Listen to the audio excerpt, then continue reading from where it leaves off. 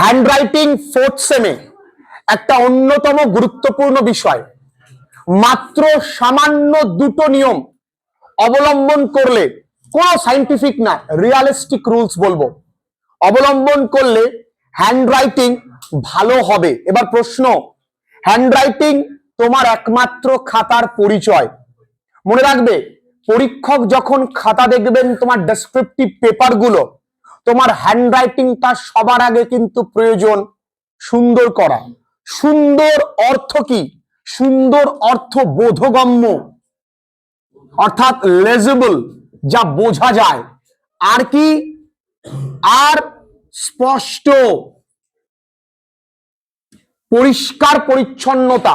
দেখো, সুন্দর তুমি অন্যের সঙ্গে তুলনা করবে না। প্রত্যেকটা মানুষ যেমন স্বকীয়ভাবে সুন্দর, তেমনি প্রত্যেকের হাতের লেখাও কিন্তু সমানভাবে সুন্দর হয় না, কিন্তু প্রত্যেকে চাইলে তার নিজের জায়গা থেকে বেটার করতে পারে। হাতের লেখা সুন্দর না করলে ছোটবেলায় শুনেছি পরীক্ষায় অধিক নাম্বার পাওয়া যায় না। আর এই ফোর্থ সেমের ছেলেমেয়েরা যারা স্টেজে গিয়ে দেখে নেব, তারা কিন্তু হাতের লেখা প্র্যাকটিস করছে না। আরো একটা, বোধগম্য স্পষ্টের পাশাপাশি এই সেমিস্টার প্রসেসে দ্রুততাও কিন্তু প্রয়োজন। দেখো, বোধগম্য এবং স্পষ্টতা এই দুটো সম্ভব টেকনিক অবলম্বন করে, কিন্তু দ্রুততা প্র্যাকটিস ছাড়া সম্ভব নয়। সম্ভব কি? এবং হাতের লেখা ভালো করতে গেলে যেটা সবার আগে প্রয়োজন, সেটা হলো নিজের ইচ্ছে আর ধৈর্য। তুমি আজকে আমার কথা শুনলে আর আজকেই তোমার দৈব শক্তিতে উপর থেকে দৈববাণী দ্বারা হাতের লেখা বেড়ে গেল, হবে না। তোমার হাতের লেখা সুন্দর হতে গেলে তোমার প্রয়োজন কি? প্র্যাকটিস করতে হবে আর ধৈর্য রাখতে হবে। তাহলে আমরা কি করে করব? দেখো, প্রথমত অতিরিক্ত পেঁচানো যাবে না লেখার মধ্যে। যেমন আমি লিখলাম ইন দা স্টোরি,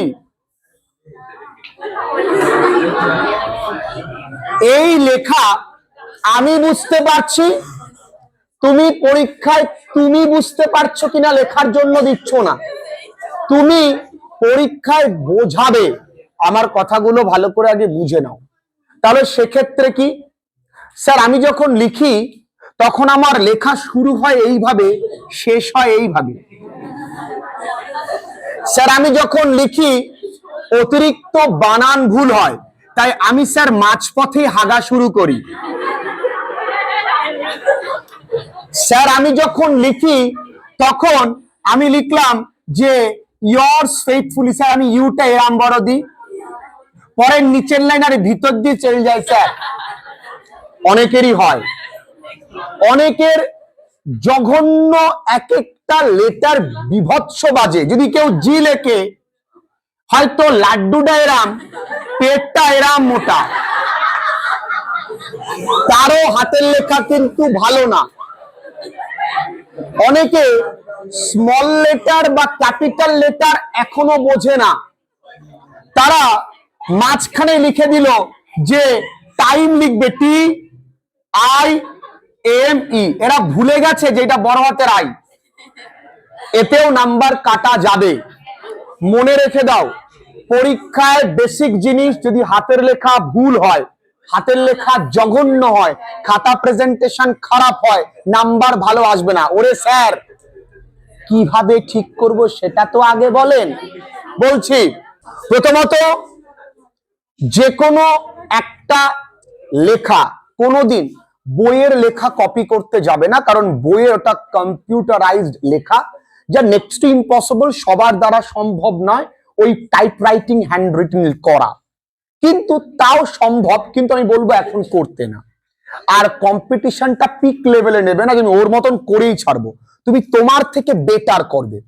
তাই আমি বলবো, যখন লিখবে গোটা গোটা অক্ষরে লিখবে যাতে বোঝা যায়। আর হাতের লেখার সাইজও কিন্তু ম্যাটার করে। তুমি এক একটা মোটামুটি অমল দালালের 10 টাকার লাড্ডুর মতন লিখলে, ধরো লিখলে ইন দা,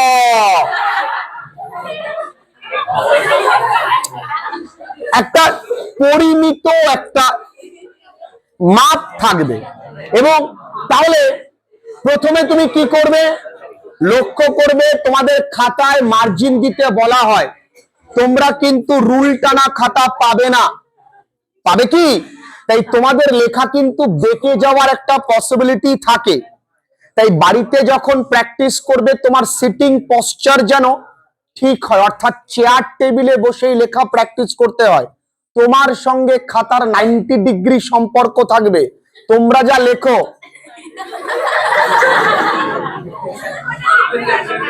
পুষ্পারাজ ঝুঁকেগা নেই, লেখায় ঝুঁকে গেছ।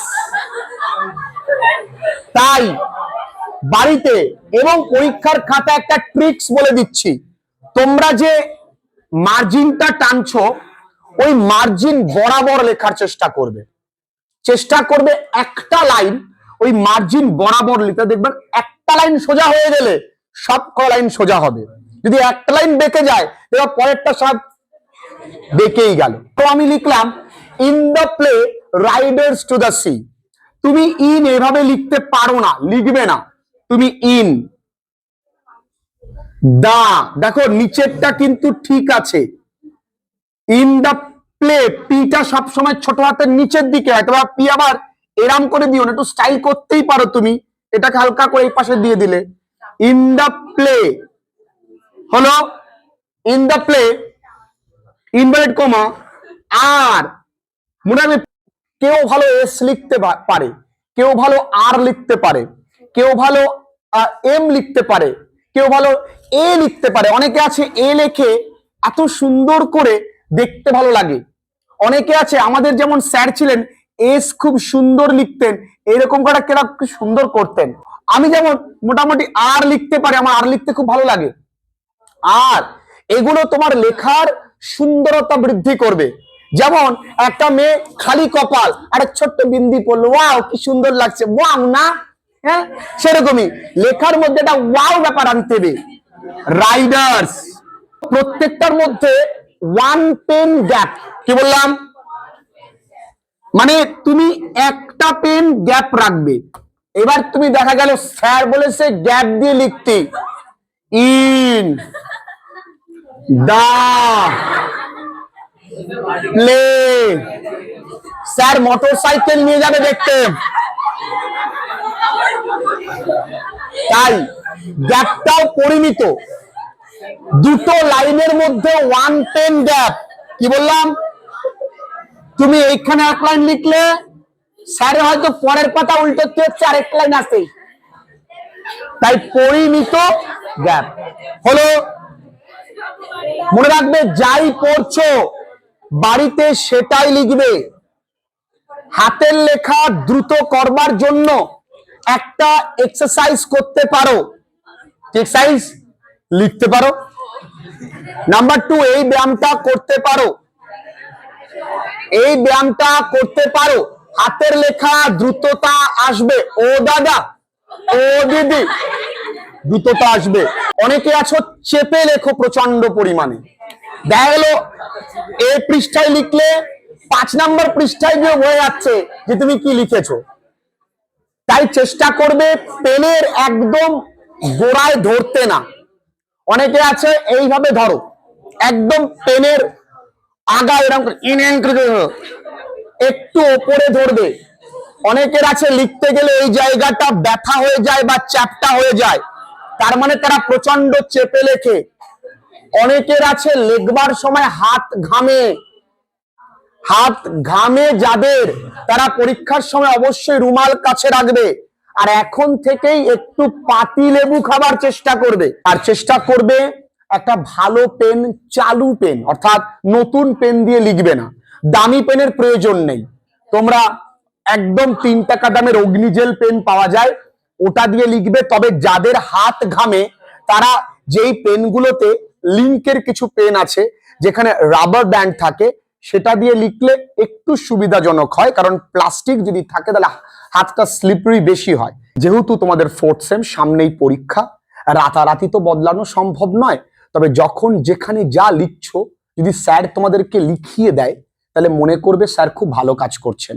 আর যদি পিপিটি টিটিটি টুটুটু ওই দেয় তাহলে মনে রাখবে স্যার তোমার অগোচরে বাস দিচ্ছেন। কারণ তোমাদের একে হাতের লেখা সুন্দরতা হারিয়ে ফেলেছো, দ্রুততা হারিয়ে ফেলেছো। তাই দেখবে আমি কিন্তু সবটাই লিখিয়ে দিই, ম্যাক্সিমাম টু ম্যাক্সিমাম স্যারের সঙ্গে স্পিড মেনটেন করার চেষ্টা করবে, এবং দ্রুততা প্র্যাকটিসের মাধ্যমেই আসবে। আর লেজিবিলিটি কিভাবে বলেছি একটু মাথায় খেয়াল রাখলে বাড়িতে যখন লিখবে, আমার হাতের লেখা জঘন্য ছিল, আমি এই ছোট্ট জিনিস আর মনের জেদ রেখেছিলাম।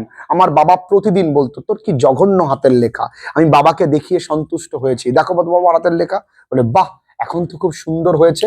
তার আগে আমি না হলেও 10টা খাতা শুধু লিখেছি, যা পড়তাম তাই লিখতাম, যা পড়তাম তাই লিখতাম। তবে হাতের লেখা সুন্দর হলে তোমার নিজের ভালো লাগবে। তুমি যখন তোমার প্রিয় মানুষটার সঙ্গে বিয়ের ম্যারেজ রেজিস্টারে সইটা করবা, তখন তোমার সইটা দারুণ হয় না, উকিলও বলবে দারুণ ছিল তো, দারুণ হাতের লেখা তো। দেখে মানুষ হাতের লেখা সুন্দর হলে তার ক্যারেক্টার জাজ করে ফেলে, পরীক্ষকরাই তো বলে ফেলে যার হাতের লেখা ভালো ছেলেটা ভালো, হাতের লেখা খারাপ হয়তো খুব ভালো লিখেছে, তাও কিন্তু তার নাম্বার দিতে চায় না পরীক্ষক। তাই হাতের লেখাটা কিন্তু ভালো করতেই হবে, এই উপায়। ক্লিয়ার?